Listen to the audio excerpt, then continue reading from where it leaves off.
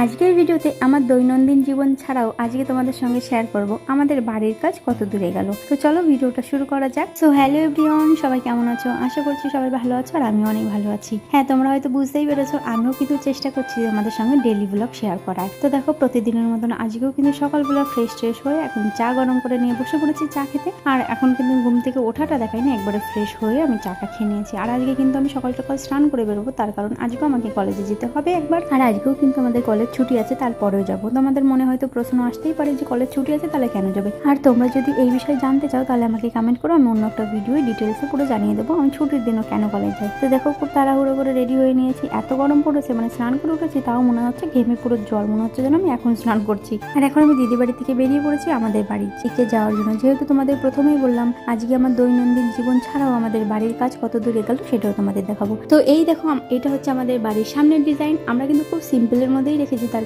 কোনো gauge design আমাদের পছন্দ হয় না, বিশেষ করে আমার তো মোটেই পছন্দ হয় না। আর এইদিকে কিন্তু এত তোমরা ভর্তি জিনিসপাতি দেখতে পাচ্ছ, তার কারণ যেই সব আমাদের ঘর ভাঙার পর বাইরে রাখা হয়েছিল সেগুলো কিন্তু বৃষ্টিতে ভিজে নষ্ট হয়ে যাচ্ছিল। ওর জন্য কিন্তু বাবা এখানে একটু টিন দিয়ে ছাউনি করে এখানে তুলে রেখেছে সেই সবই। তাছাড়া ওখানে আমাদের ধানও রয়েছে। আর প্রথমেই ঢুকেই কিন্তু তোমরা দেখলে ডান হাতে একটা গেট পড়েছিল, যেটা হচ্ছে আমাদের বাথরুম কলপাড়ে যাওয়ার জন্য। আর এইখানে তারপরেই পাশে একটা রুম রয়েছে, সেটা আমি ঢুকে দেখালাম, মানে চেষ্টা করছি এই রুমটা আমি থাকার। তার কারণ ওই জন্যই আমি তোমাদের দেখালাম যে এই জানলায় বসে আমি ভিডিও করব। তা আর এই হচ্ছে আমাদের সিঁড়ি ঘর, মানে আমাদের কিন্তু এখনো ছাদ হয়নি, ছাদটা করবে কিছুদিন পরে। আর এই দেখো, এখানে কিন্তু এই টিন দিয়ে ছাউনি করে নিচেই সব জিনিসপাতি রেখেছি। তো ভাবলাম চলো তোমাদের সঙ্গে একটু শেয়ার করি, অনেকদিনই তো তোমাদের দেখানো হয় না যে আমাদের বাড়ির কাছে কত দূর কে গেল। তার মধ্যে দেখো, বাড়ির সামনে থেকে মা মাছ রাখছিল, আমি ভাবলাম যে তোমাদের দেখাই। বলো তো এটা কি মাছ, দেখি কে কে বলতে পারো। তো চলো তোমরা কমেন্ট করতে থাকো আর আমি ততক্ষণ কয়েকটা ভাত খেয়ে নিই। আর দেখো, সকালবেলায় মারা ভেজেছিল লাল শাক, মানে লালটা কিন্তু শাকটা কিন্তু পুরো সবুজ দেখা যাচ্ছে, ভাতে মাখলে তখন একটু লাল লাল লাগছে। তো লাল শাক দিয়ে ভাত খেয়ে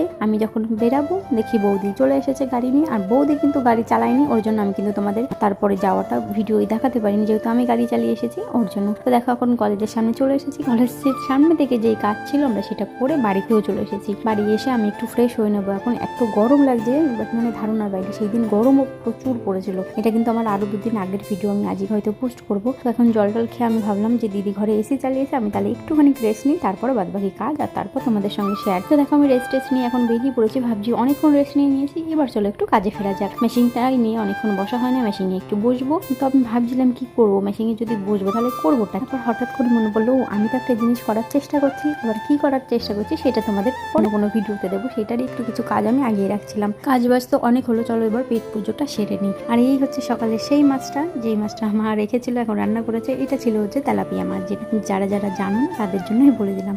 আর চলো আজকের নতুন ভিডিওটা এখানে শেষ করছি, আবারও দেখা হবে নতুন